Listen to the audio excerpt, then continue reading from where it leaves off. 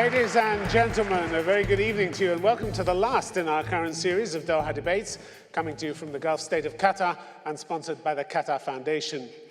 The old regimes in Egypt and Tunisia may have been swept away, but elsewhere in the Arab world, a number of governments are fighting for their survival. Repression, violence and intimidation have been their weapons of choice, but with varying results. Tonight, we look at their chances of survival. How effective has brutality been in Yemen, in Syria, or in Bahrain? Have those and other governments fought off the challenge to their leadership, or are they fatally wounded from within?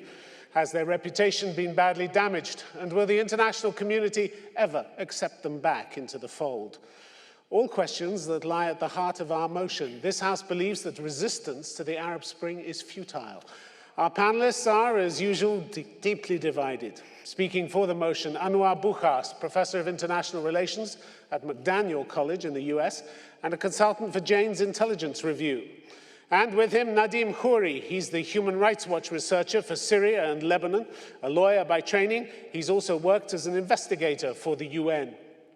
Speaking against the motion, Jane Kininmon, Senior Research Fellow at the Royal Institute for International Affairs in London. She has reported widely on the Middle East and North Africa for The Economist magazine.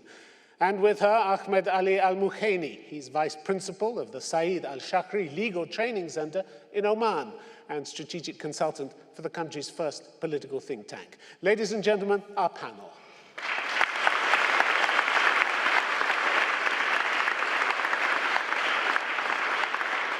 So now let me first of all ask Anwar Bukhast to speak for the motion. Thanks, Tim. Pleasure to be here. Ladies and gentlemen, the Arab street has finally risen from its anguish. This extraordinary Arab awakening has demolished the myth that Arabs are doomed to be fatalistic losers, that their cultural mindset and political traditions are unsuited to democracy. The sight of millions of pro-democracy protesters from Libya to Yemen to Syria braving tanks and riot squads and regime thugs and expressing the determination to replicate the historic feats of their counterparts in Tunisia and Egypt has set these preconceptions in fire. Skeptics of Arab democracy see the triumph of pro-democracy forces as unlikely, insecure, as transient. The moment that normalcy returns to the streets of Cairo and other major metropolitan areas in the Arab world, we are told freedom fever will lose its steam. The battle lines of the future will look eerily or will resemble eerily those of the past. But the reality we are witnessing today in the Arab world is that the orthodoxies of the past do not hold much appeal in a region where youth aspire for a better life, for a life of dignity, development, and freedom. Make no mistake about it, this period of historic change in the Arab world will not be short, nor will it be easy, nor will it be without setbacks. There will be ups and downs in the years and in the months and years ahead. But the forces of change, driven by technology, demographics, and youths, have been unleashed, and there is no going back. With very few exceptions, every society in the Arab world today is feeling the pressure for political change. Whatever the outcome in the protracted conflicts in Libya, Syria, and Yemen, it's almost certain that these countries will look different in the years to come. Those regimes that have chosen to dig in or try to reassert their authoritarian controls will find only temporary reprieve. Experience, theory, and history tells us that regimes who have lost their legitimacy cannot survive. Could you come to a close, please? Sure, and the legitimacy of the Syrian, Libyan, and Yemeni dictators is totally spent. So they will be overthrown, if not now, then in the coming years. Thank you. Anwar Bukhast, thank you very much indeed. You say these countries aren't going to look the same. They could look worse, aren't they? As you speak, I mean, Arabs may not be doomed to repeat what they've had in the past. They're doomed to die. They're dying in very large numbers, as you know, around the region. That's not a good sign, is it?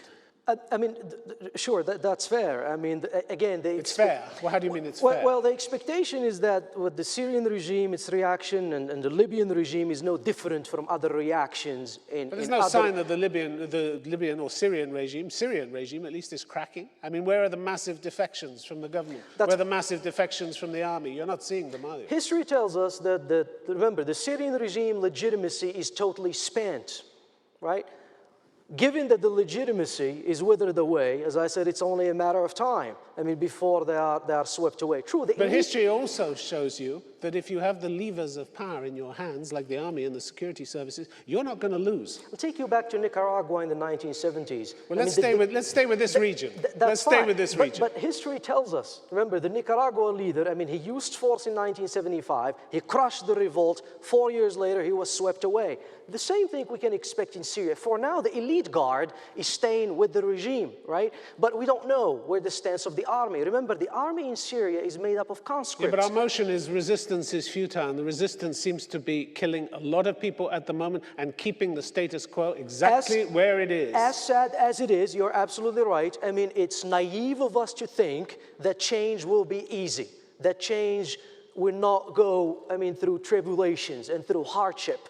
But as I say, in the midterm, in the next few years, there will be change. And wishful thinking on your part? I mean, again, the empirical evidence demonstrates that it's not. Ah, okay. Anwar Bukas, thank you very much indeed. Now let me ask Jane Kinnaman, please, to speak against the motion. My colleague and I would like to make it very clear from the outset that we support people's rights. We do not support repression. But in addressing this motion, we think that we need to be realistic. Democracy for the Arab region is possible, and I believe it is desirable, but it is not inevitable, at least not in the foreseeable future. It would be wonderful if we could see united popular movements peacefully persuading rulers to say yes to reforms and to embark on real, meaningful democratic transitions. But what we're already seeing in most countries in the region is looking very different. There already is, and there will be, further intense resistance from governments who have many tools to draw on. Other groups, too, will be resistant to change, including members of ruling parties, business elites who are gaining from the status quo, sometimes foreign powers, and anyone who feels that they will be losers from democracy. In Egypt and Tunisia, a key factor was not only the unprecedented solidarity of the opposition, but also the solidarity between the army on the streets and the people on the streets. Rulers were not able in those situations to really go through with the use of brute force. But force can work. It's interesting that we see more Arab countries today recruiting for their security forces overseas. Brute force can be particularly effective if it's combined with divisions in society, ideological, tribal, ethnic, or religious. We are seeing those divisions being exploited, particularly in Syria, Libya, and in Bahrain. We saw this also in Iraq in 1991, where Saddam Hussein did manage to buy himself another 12 years in power. There will be a huge amount of propaganda and disinformation designed to exploit those decisions. But there is a difference between the short term and the long term. From a ruler's point of view, a few more years in power may seem worth it, but the national interest of these countries will be better served by allowing peaceful reform and trying to build a consensus behind it in society. Thank you. Jane Kinnaman, thank you very much indeed. Isn't the biggest thing in the favour of these revolutions that the attitude of the West has changed, the attitude of the international community has changed? No longer will they support or turn a blind eye to dictatorships as they did with Mubarak, as they did with Ben Ali in Tunisia. It's not going to happen. And that's a big boost to the revolutionaries, isn't it? I'm not sure we're suddenly seeing a new, consistent pro-democracy policy emerging from the West. Well, we're seeing things that have been said which haven't been said before. Obama message to Assad, be part of the change or get out of the way. You know, William Hague saying to Bahrain and other countries, deeply concerned by the unacceptable violence. Unacceptable violence. Governments must respond to legitimate aspirations of their people. We haven't seen that in a while from the West. Not in this region. Statements are important, but in the case of Bahrain, it is really words rather than actions. Syria is rather different. Okay, well, actually, they've cancelled some military contracts already with Bahrain. True, but that's really UK legislation kicking in, that there are restrictions on arms exports. I think for the most part, that alliance remains very strong. Syria has always had a problematic relationship with the West. Yeah, well, they were finessed in the past, but they're not going to be finessed now, are they? So this is a big thing for the revolutionaries, isn't it? If the attitude of the West has really changed, if it's been shown to change, this is what could swing it their way, isn't it? I think it was important in Egypt. I'm not sure that policy towards the Gulf has changed very much. Okay, Jen Kinnaman, thank you very much indeed. Now could I please ask Nadim Khouri to speak for the motion? Sure. Look, no one likes to give up power on their own, and definitely not dictators in this region who have gotten used to sit at the throne for more than 30 or in some cases 40 years. They're not going to give in without a fight. That is a fact. But what is going on here? What are the forces behind the Arab Spring? First, the wall of fear is falling down in the region. The wall of fear that has kept people from challenging authority, that have kept people from questioning their dictators. We're seeing those cracks in countries like Syria, where a few months ago it would have been impossible and people in cafes in Damascus would whisper. Two, what we're seeing is a collective yearning from deep down for things like freedom, social justice, and a more representational form of government. And finally, what we're seeing, again, a very powerful force that my colleague talked about, is a coming of age of a younger generation, people like you in the audience, who represent a big demographic bulge in our societies and who got tired of being marginalized. Now, what do you have in front of that powerful mix?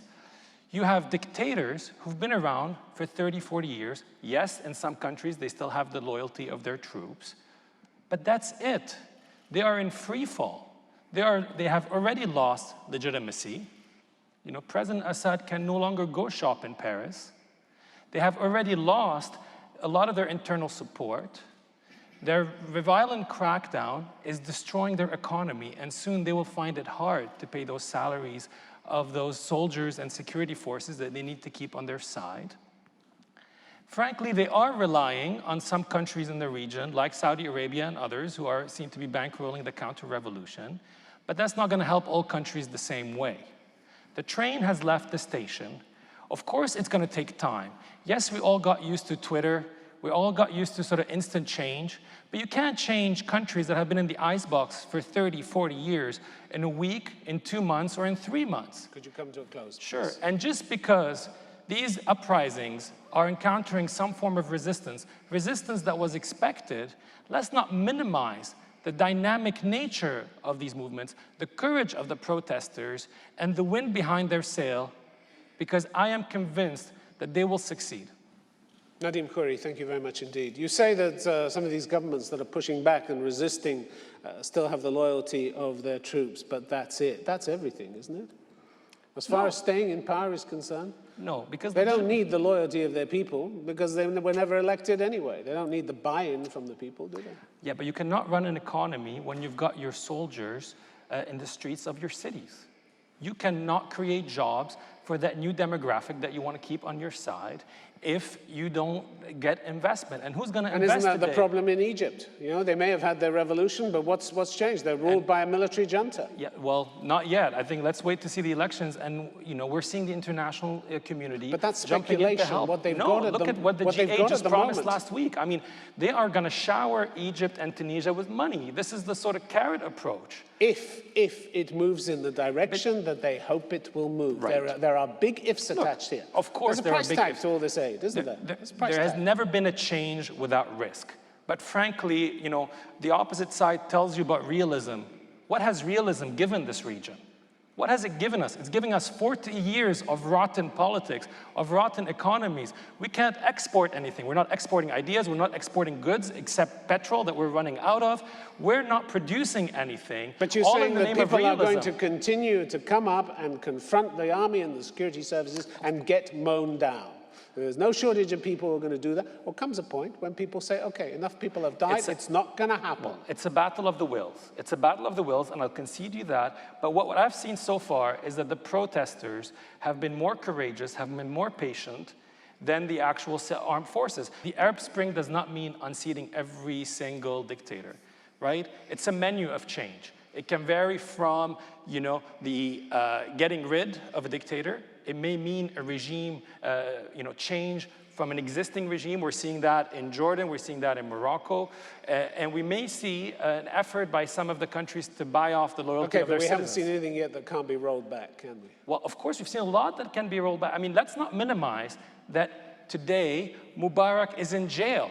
Okay? The Pharaoh of Egypt is in jail. And his army is still in power. We have to move on. Nadim Khoury, No, his thank you. army. Could I please ask Ahmed Ali Moukheni to speak against the motion, please? Thank you, Tim. And ladies and gentlemen, I thank the honorable gentleman on the other side of the House for paving the way for our arguments.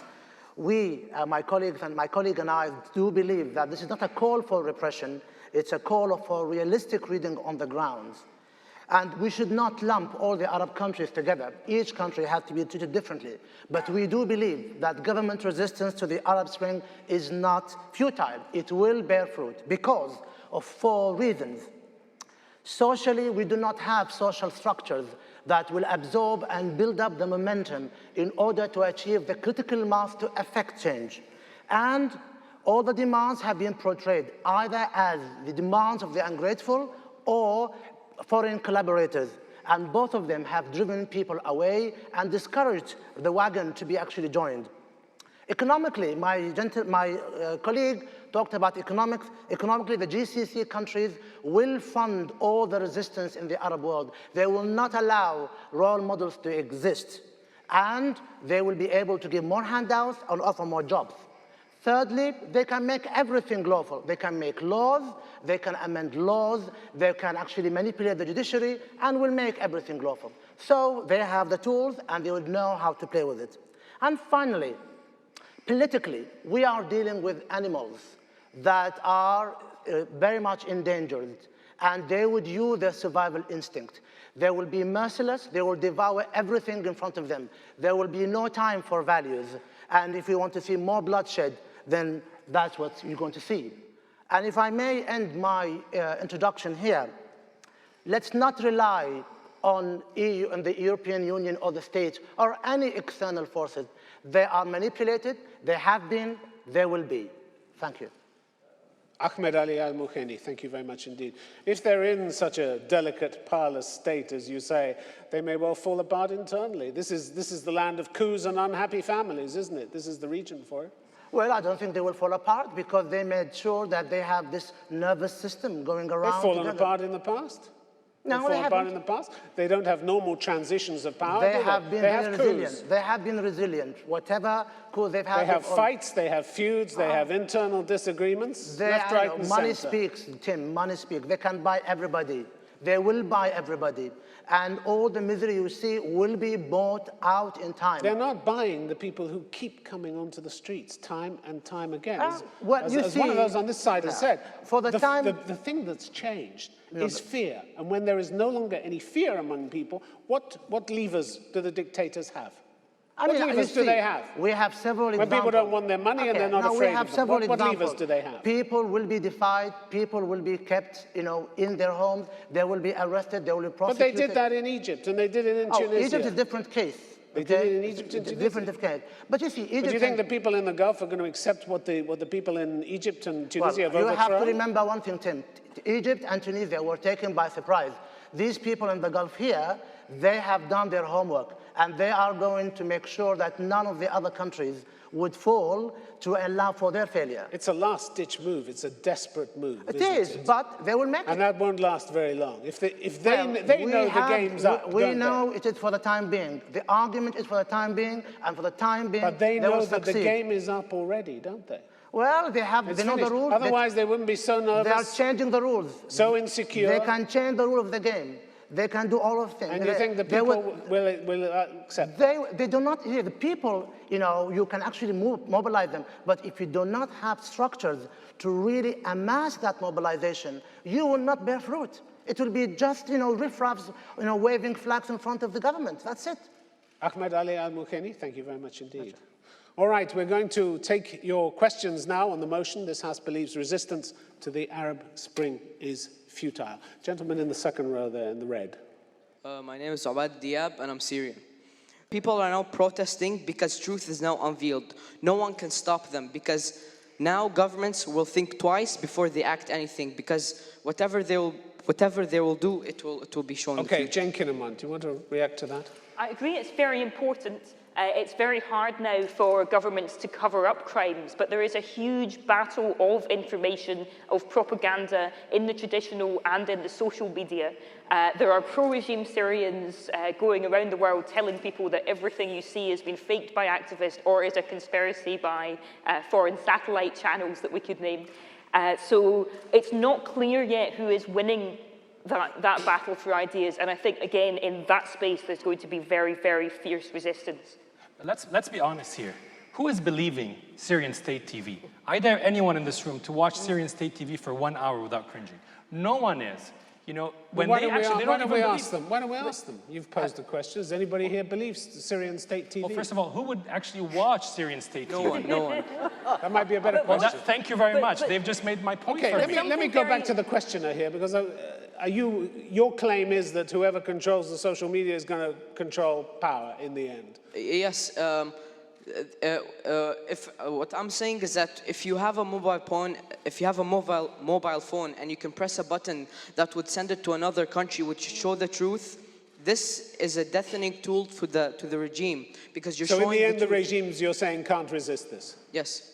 But you see, you can mobilize people, but if these people do not fall into organized movement, you know, it's just a futile exercise. I mean, they will come, they pour emotions, you know, will feel happy about what they've done, but then eventually, that's it. Tahrir Square wasn't a futile exercise, was it? What, sorry? Tahrir Square in Cairo was not a futile exercise, was it? Do you know how many times they actually mobilized people? In that month alone, there were 2,000 attempts. 2,000 attempts in Egypt alone that month to actually have a revolution. And they were crushed over and over again until they managed to actually... And they keep coming back. And they keep coming back everywhere. Well, you're absolutely right. I mean, there is no denial that an Arab public sphere has emerged that is based on this blend of, you know, internet and at the same time also print technologies, right? And that public sphere, within that public sphere, Arabs have discovered their political voice. So that's where the strength, I think, of these technologies, in addition to other elements, because this is not a Twitter... It will take time, very long time. Well, people have suffered political starvation for 40 years, decades of political starvation. And you expect them... Doesn't mean they haven't been thinking, does it? That's a different story. People can think, they can dream. They're doing more than that in Egypt and Tunisia and Syria daydreaming has been proven to be the main cause for, you know, depression. Daydreaming is the main cause for depression. Okay. They are having depression. Sorry, let me get just one more point, and then I'm going to move on because there are lots of questions. Okay. Yeah, I wanted to clarify something. So what the other side would have you believe is because there are no existing structures, no well-established political parties, transitions cannot happen. Sure. Well, you know what that sounds like? Like the argument the regimes are painting. Well, there are no alternatives. It's only us. It's Mubarak or chaos. It's Assad or chaos. Well, that's not true. Who's to blame for not having a political party? No, who's to blame for not having a political party? If there was a structure, everyone would be in jail and there would have been no uprising. Yes, it is a challenge. No one is underestimating the difficulty of the transition. Okay, again, you are getting something out of the icebox, putting it in a microwave after 40 years. We're talking about the time being. Let him come back on this. We're talking about the time being. The time being, any resistance will not be futile. It will succeed. If you talk about 10 years from now, perhaps. Different generation, different people, different interests. Okay, but I'm going to move on. Up there, lady at the back, yes.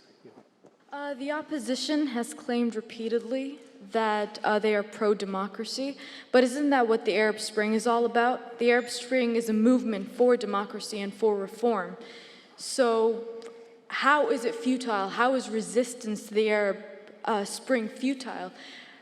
You said so yourself that yes, in the Egyptian case, there were several protests and they were crushed, but they succeeded in the end.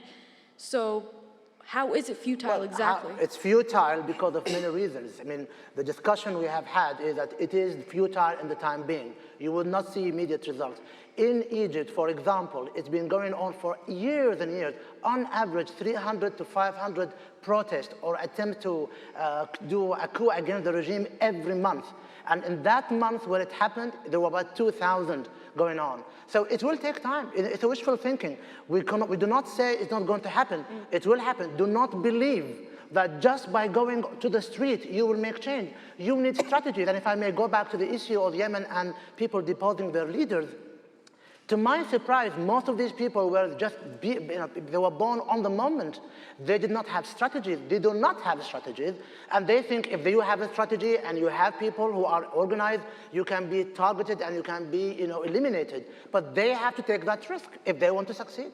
We're not saying that the Arab Spring is futile. We're not saying that democracy movements are doomed to failure. What we're saying is that the forces of resistance are very strong. They are forces to be reckoned with. Yes. The struggle is going to be long and hard. And you're betting on the forces of resistance winning out, at least in the short and medium term. At least in the short term in some countries. I would distinguish between, for instance, Yemen, where I do think that Saleh's attempts to hold on to power are now futile. I think his days are numbered.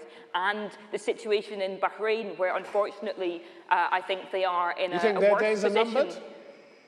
No, this is what I'm saying. I think that Saleh's days are numbered. I think if you look at the situation in Bahrain, the democracy movement has been set back more than a decade by the recent events.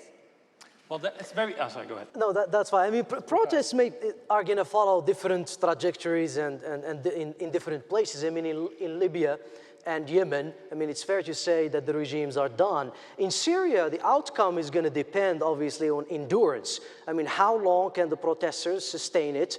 But answer Jane Kinnaman's point No, that's about fine. Bahrain, will but you? the same thing can be said about the regime. How long can the regime maintain, I mean, his security forces mobilized, I mean, in a war mode? For how long can you go? For how long can they sustain the cohesiveness of the regime? I'm sorry? How long Egypt has been under emergency law? 35 years or something like that? These are different, that's right, but these are different contexts. These are different contexts. People have seen what people power can accomplish. And the same thing is going to happen in Bahrain. I mean, you cannot continue repressing 70% of your population.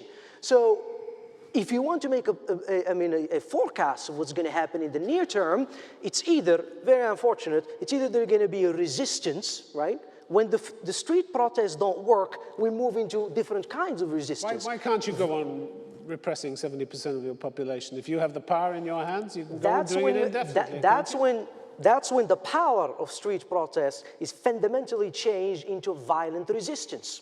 You're not buying that, Jane Kinnaman. So that's where we are going into Bahrain.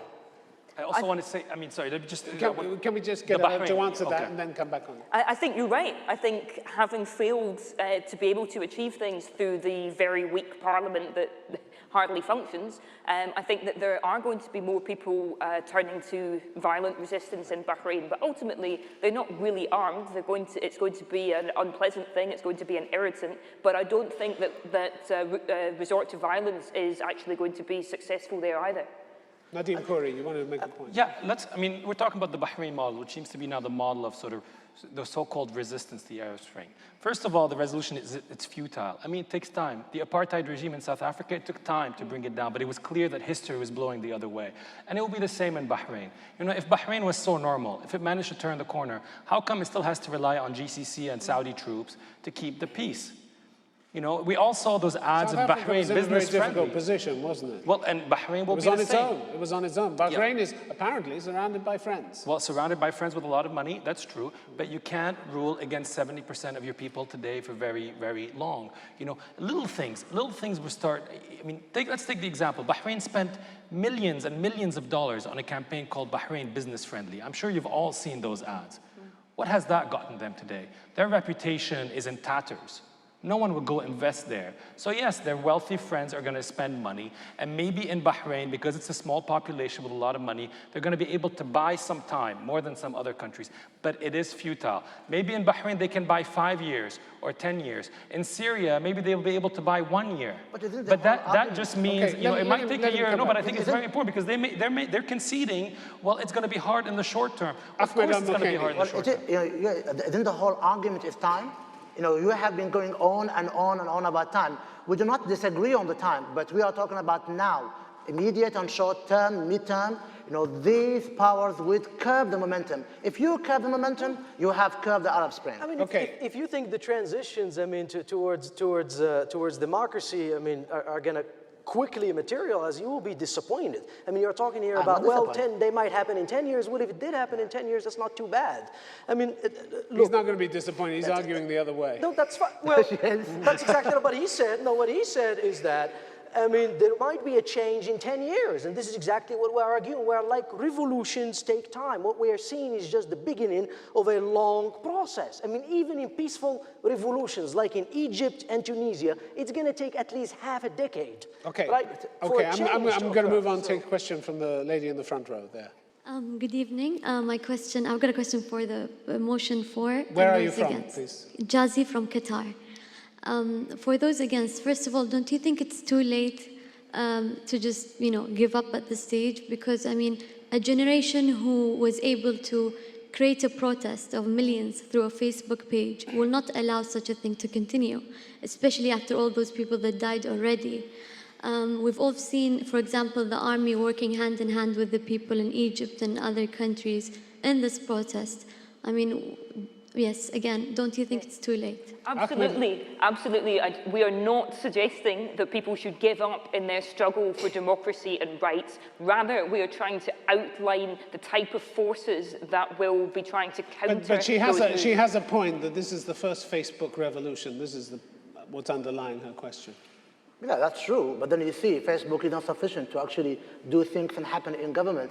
You have to realize, I mean, not you, I mean, everybody has to realize what happened in Egypt, people in the Gulf and other Arab countries have learned from. They have, as the protesters learn, governments also learn. And they know how to handle it. They actually diffuse and they preempt all their movement. We are not against people. We are not against people's right. But we are saying you cannot dream. You have to be very practically oriented if you want to affect change. I'd like to go back to the question and ask why you think the revolutions are unstoppable. You clearly do. I think we cannot compare. I mean, Ms. Jane gave an example of Saddam Hussein being in power for 12 years without anyone doing anything about it. But it's not the same today. The technology, the youth, the new generation, the power that's mixing with all the countries, it's not going to work. I mean, we all know Gaddafi and all the other leaders are momentarily going to leave soon. It's impossible for them to stay for 12 years. And again, my question is, isn't it too late? I mean, it's too late now to just believe it's not going to work. I don't think it's too late. I think governments, they would still continue working at it. They will still, as I said, they will curb the momentum. What do they do not want to happen? They do not want the momentum to build up to reach a critical mass to affect change. They know it's going to happen 20 years from now, but they want to buy time. They are curbing the momentum. They are cutting, and they are, because they have the money. And as I said, you cannot rely on the European Union or the US or the Western powers. One moment you're saying they have their backs to the wall and they're like animals, then you're having them survive 20 years. They can. Which? I think the Gulf countries can survive. And the Gulf countries would make sure that the other Arab countries whose interests are very much deep-rooted with them will continue. I mean, you have just seen that they are heavily investing in Egypt. The $40 billion promised by the G8, quarter of which will come from the Gulf countries.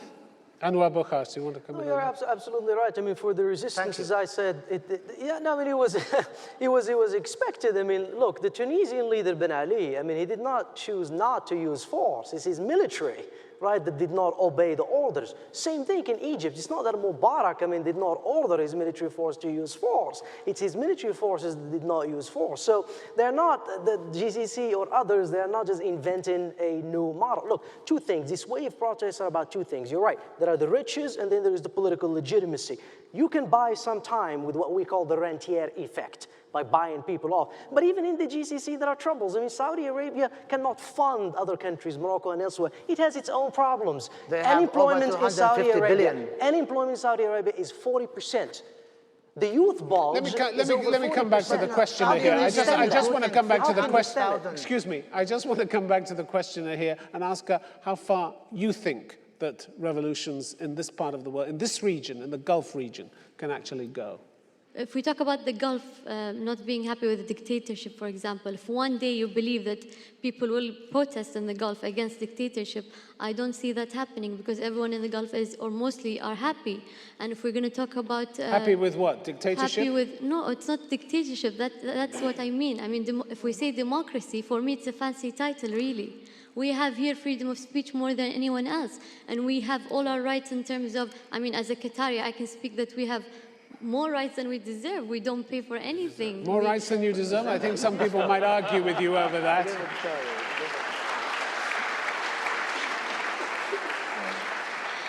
But if you look at the wider Gulf, if you look at the wider Gulf region, four out of the 6 GCC countries have seen protests this year. I mean, the Arab Spring is not just about revolution. The Arab Spring is about a transition of the Arab peoples from being subjects to being citizens. Okay, and if we accept that premise, then you can have multiple models in the region coexisting. And it's great that you feel that you can go and ask for your governments. Your government never gives you more than you deserve. You deserve this and more, you know? And it's the same in Bahrain, you know? I mean, I think this is sort of what the heart of what's happening in the Arab Spring. No one is saying every country is going to go get rid of its dictator. I'm Lebanese. We'd actually have to get rid of 17 dictators in Lebanon, each community. You know, I mean, no, but what we are saying is what we are witnessing today is history shifting. And if we stay quiet for a second, we can hear it. I mean, look at us. We're all optimists. 6 months ago, probably all of us would have been pessimists. And just think of that. Think of that for a second. Deep down, you feel change is coming. And the other side, when I hear them, you know what I remember? I remember conversations I had in Egypt after Tunisia, because you are right, Tunisians showed us the way. And after Tunisia, Egyptians would say, but it's different here. We're geostrategic. We're too big a player, you know, too big to fail. And then Egypt fell. And then President Bashar al-Assad got in the Wall Street Journal and said, Syria is different because the people love me. And it's the same. I hear it the same. They will change. They will change. Let him come back. It is not that we are too good to fail. I'm not saying that the Gulf countries are perfect. Too big to fail. We are not too big to fail. We are not saying that. We just say, well, they have the tools. They have what it needs to make them succeed. They will succeed. They will make this Arab Spring futile.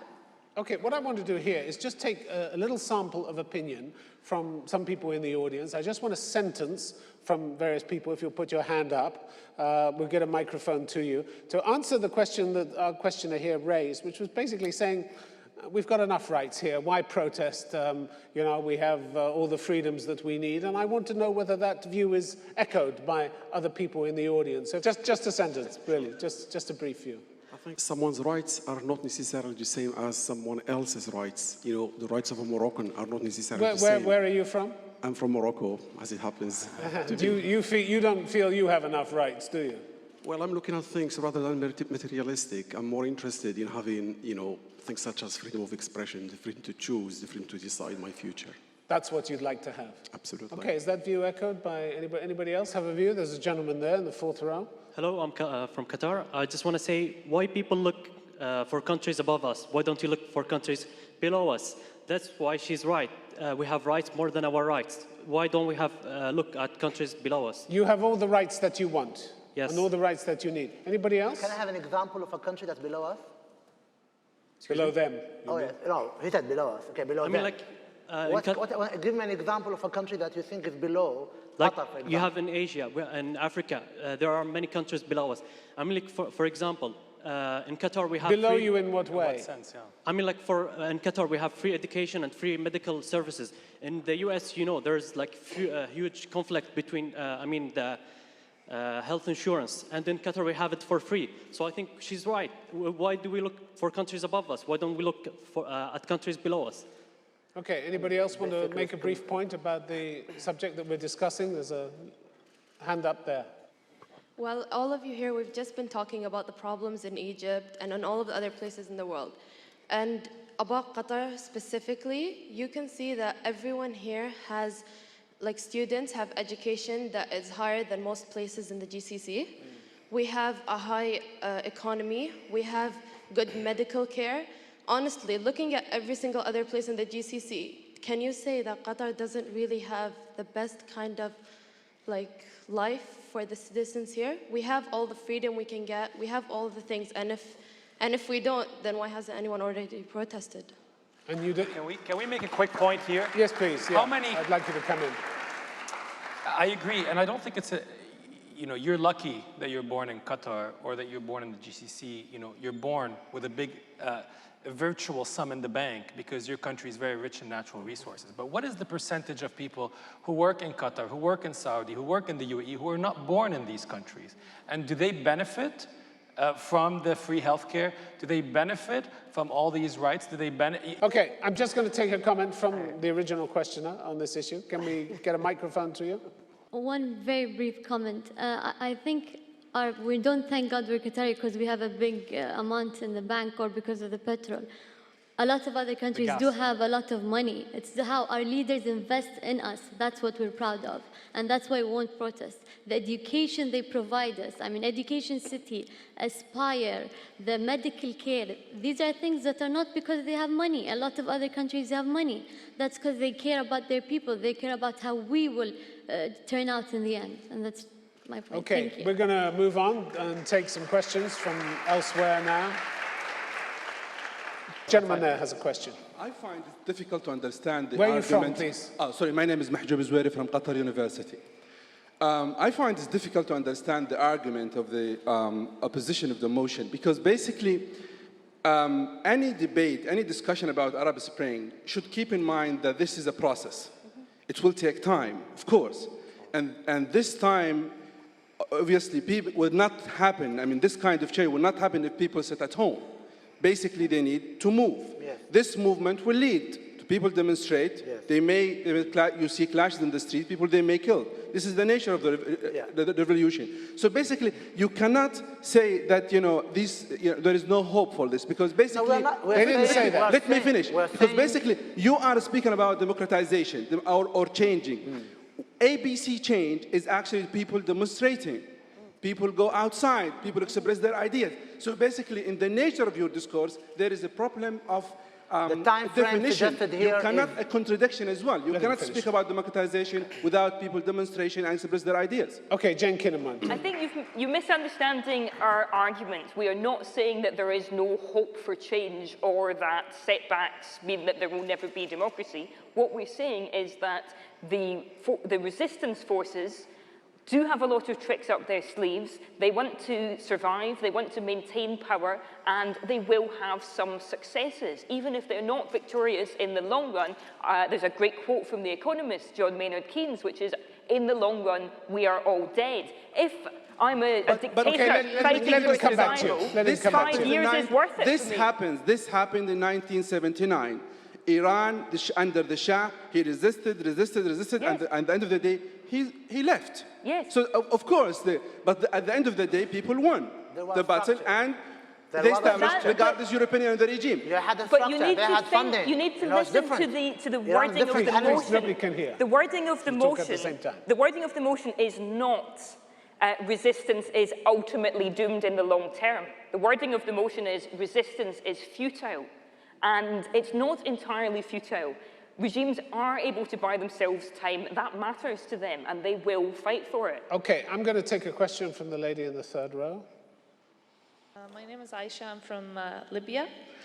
To a Libyan and to somebody who is seeing events unfold all over the region, I don't think that it makes any sense to say that the dictators can resist, because if there was an example of a hopeless situation, isn't he? Gaddafi is resisting somewhat. He's resisting, but he's definitely losing power. And I think that the world. How long do you give him?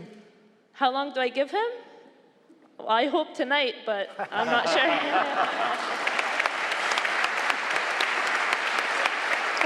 Jane Kinnaman. I agree with you. Every country is different, though. And I think in Yemen and maybe in Libya, it is a matter of a very short-term amount of time for these rulers, but that's not the case looking across the whole region. I just want to say that, okay, it's not the case across all regions, but I wanted to point out that the situation in Libya was, I think, probably one of the most, I mean, the oppression that was happening in the country for 42 years. So if the Libyan people can do it, and we are not a large nation, we are no more than 7 million people, and we are being met by violence up until today, you know, and they are doing it, and they are rising, so it is futile to, I think, resist that Arab Spring. All right, we're going to vote on the motion in a moment, but before we do that, I want to just go round each of the panelists in a semicircle and ask them for a sentence to sum up their views before you do get to vote. So if I could start with you, Anwar Bukhas. Sir, very briefly, a sentence. Sure, the thrust of today's wave of protests is less about economic grievances, is less about identity, but it's more about political legitimacy. That's what it's all about. Nadim Khoury.